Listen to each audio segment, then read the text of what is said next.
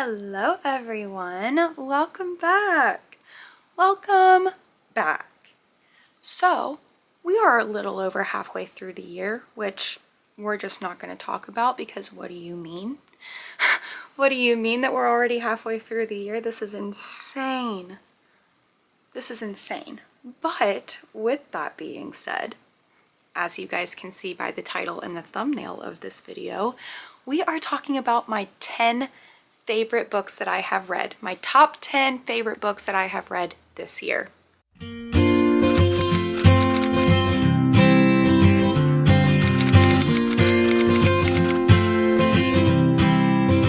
So these are in no particular order, and I do have 3 honorable mentions. So technically we have a list of 13, but these are my top 10 books of 2025 so far.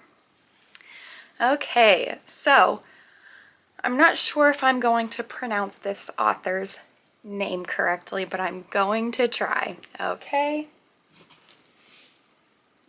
It is The Kite Runner by Khaled Hosseini.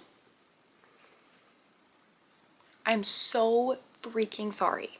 I do not know how to pronounce their last name. I just don't. This book is fantastic, and I think that everyone should be reading it. Like, everyone should read it multiple times. That's just how I feel. I read this at the very beginning of the year. I think it was my first banned book that I read this year. But I read this and I had such a visceral reaction to everything that I was reading. And after I finished this book, I remember thinking to myself that this is a book that I want to reread at least once a year. This book is so fantastic, and I'm not sure if you guys can see or not, but the tabs in this book are insane, and I would love to go back through and re-annotate and add things and maybe bring out the sticky notes. Like, I would love to go and reread this again in 2026. I am really just, I have spoken about it so many times, but I think that everyone should be reading banned books because I don't agree with banning books. You know, that's just me though. But I think that everyone should be reading them because most of the time the reason that they're banned is because they're real.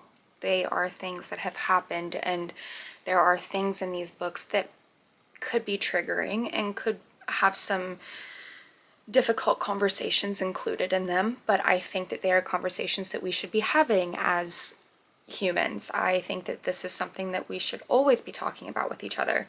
So yeah, I 100% had to include The Kite Runner in this video.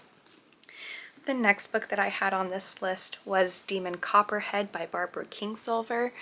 I once again had such a visceral reaction to that book because of where it was set. Oh no, I didn't change my SD card.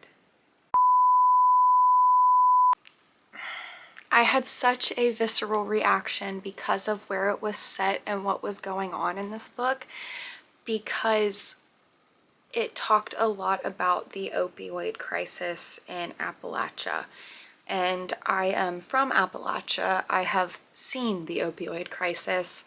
I know what it has done to people. I have had friends who have had family with multiple issues with, you know, so many things. And one of the things that was talked about in Demon Copperhead was not only the opioid crisis, but also the foster care system in Appalachia and how horrible and awful and just terrible it is for the children who are stuck in these situations where you think that you're finally getting out of this situation, and then you get into a foster care home and you're being treated worse there than you were in your last home, and it just continues to get worse, and sometimes it gets better. But I really hated reading that book, but I needed to read that book. My nerve endings felt like they were on fire. Like I remember the visceral reaction I had to this book. I remember how deeply I felt for Demon and for every single character in these books and in that book, and that book was genuinely just a punch to the freaking chest. Like, I cannot express it enough. The next book I had on this list was The Nightingale by Kristen Hanna. I obviously had to include this book.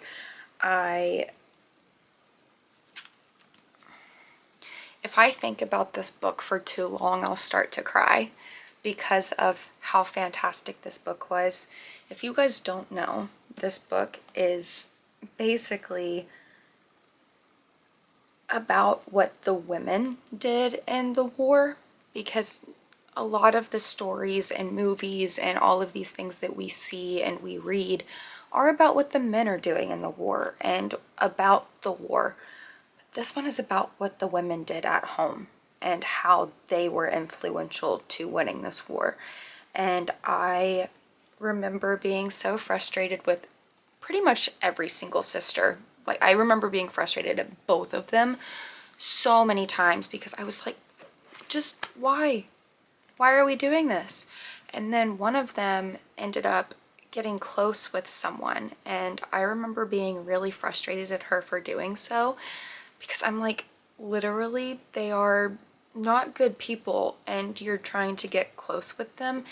And then, like, a little bit after I had been frustrated with her for getting close with this character, I realized that that was exactly who we needed to be getting closest with, because there were people, there were men in the war that were there because they were told to be, not because they agreed with what was going on. And this book was so fantastic. I sobbed reading this book. It's also another book that I would like to go and reread the first page. As I approach the end of my years, I know that grief, like regret, settles into our DNA and remains forever a part of us. Oh, I need to put this book down. I'm about to start crying. The next book, oh, this one's gonna make me cry too. Where are you? The next book on my list is Archer's Voice by Mia Sheridan.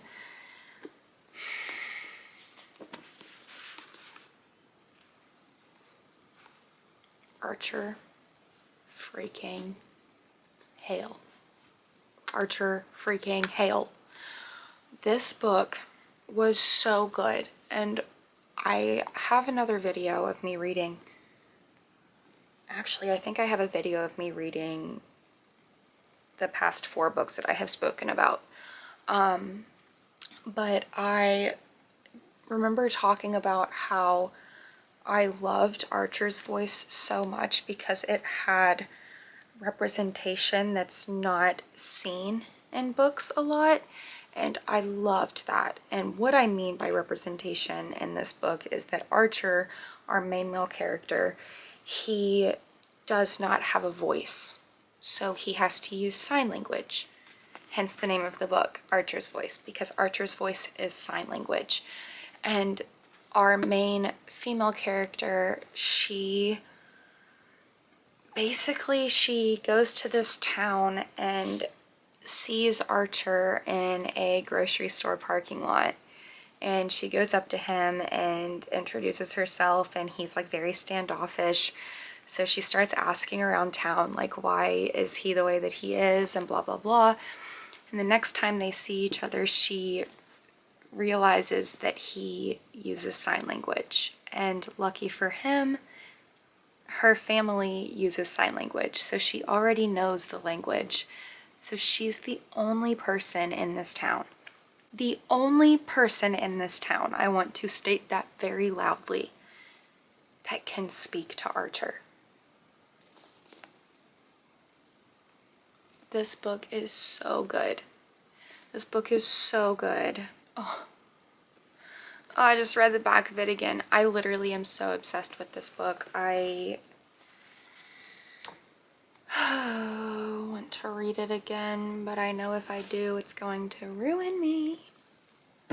Sitting that one down before I start to cry again. Okay, and the next one on this list is a series. So I'm just going to include books 1 through 3, which are the only books that I have read so far. They're also all the way across my library, so I'm not going to go grab them. But they are Magnolia Parks, books 1, 2, and 3. I don't know what it is about these books. I don't know what it is about these books, but I'm obsessed with them. I love our characters. I love our setting. I hate our characters. I really don't know what it is about a toxic romance, but I'll eat it up every time. Every time. But the first book follows Magnolia and BJ. The second book follows Daisy and Christian. And the third book follows Magnolia and BJ. The first book is basically the introduction to the series, basically. So we are introduced to all of our characters, and the second book is kind of an introduction to the other part of our characters, the outside circle. Not necessarily the inner circle, but the outside circle. And that book was so good. I loved Daisy Hates. I loved the second book, but the third freaking book follows BJ and Magnolia, but not as a continuation, more as it is a past and present tense. So we are really learning who BJ and Magnolia are and why they do the things that they do to each other. And the third book had me in so much tears. I want to say very quickly that everyone that is looking for book recommendations and have come to this video, number one, thank you, welcome, hi. Number two, please, please, please, please, please, please, please look up trigger warnings for every single book that I am talking about if these are books that you might want to read, okay? Because the trigger warnings in book 3 of the Magnolia Parks series were very heavy. I had to take a few mental breaks while I was reading that book because it deals with things that I myself have fears of, and I know a lot of other women have fears of. So this book was very heavy, very heavy. Number 6.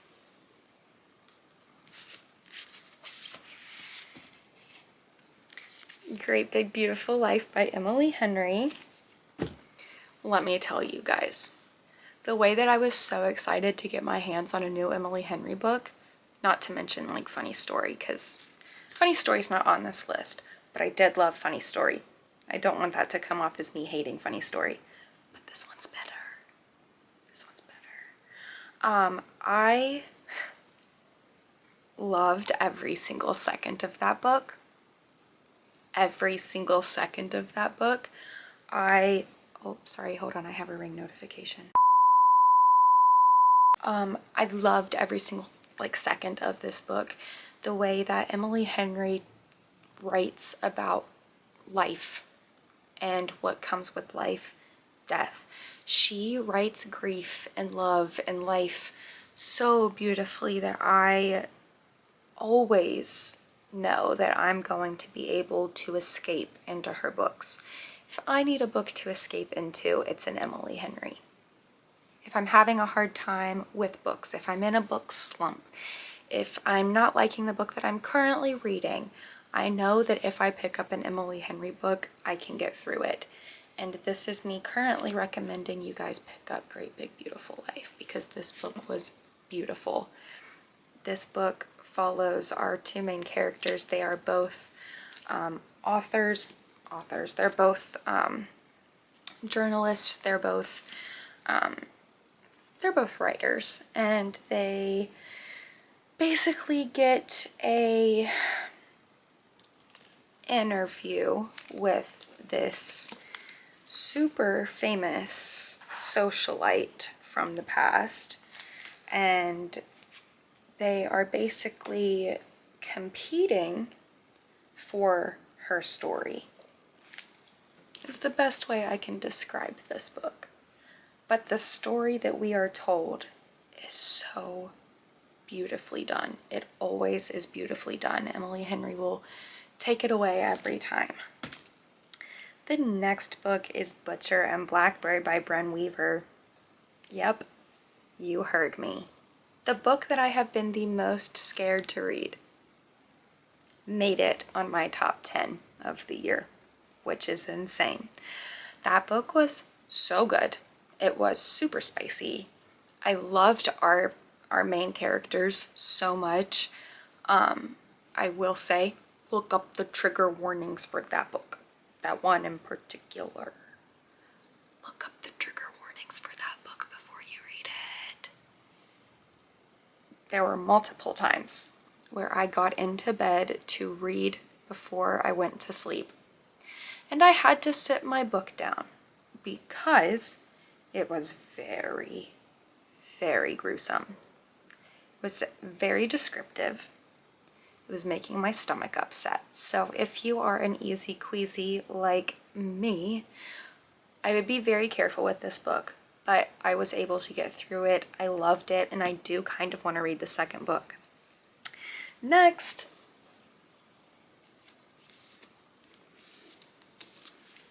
Summer in the City by Alex Astor. You guys, this book was so good. This book was so good. I went into this book 100% completely blind. I had no idea what I was getting into, but I had heard that this book is, I have to hiccup. This book is very much so like an early 2000s rom-com. And whenever I was reading this book, yes, 100% this book was an early 2000s rom-com. I was obsessed with this book. I ate it up. This was such a fantastic book, but our main male character is a billionaire and our main female character is a screenwriter, and they do not like each other at all. They had had a moment in the past that causes their future to include hating each other, basically, and they end up being neighbors. So, you know how that goes. This book was so good, you guys. Problematic Summer Romance. The heck? Problematic Summer Romance. I ate this shit up. I'm telling ya. If you are looking for an age gap romance set on an island with like super hot animosity,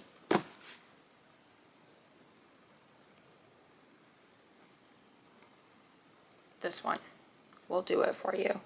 This book was so good. But if you want to read this book, you do need to, not need, I do recommend that you do it though. You need to read this book before you read this book. This book follows Eli and Rue. Right? Yeah, this one follows Eli and Rue. This one follows Connor and Maya. Eli is Maya's older brother. The way that this book ends is the way that this book starts. But they can be read separately. I would just say that if you do read this one goes a lot smoother. Okay, I think that made sense.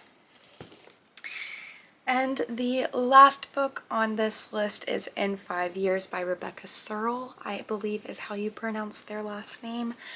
That book was amazing. A plot that I have never read before. That book was insane. Our main female character, she gets engaged, she goes to take a nap. In that dream, she sees herself in 5 years, but it is not currently the life that she is living. So whenever she wakes up from said dream, she starts living her life differently in hopes of not letting that future that she saw in her dream come to fruition in her day-to-day life.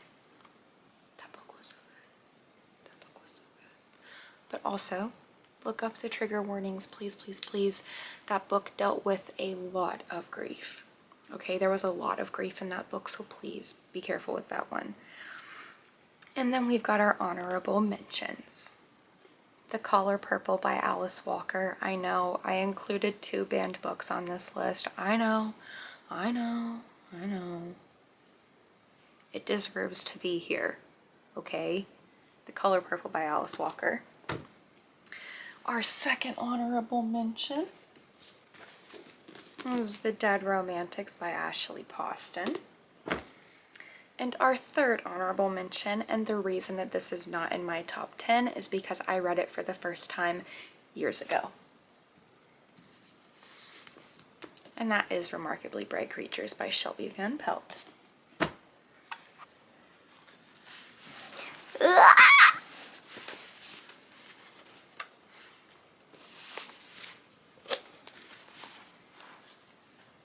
These are my top 10 and honorable mentions for this entire year so far.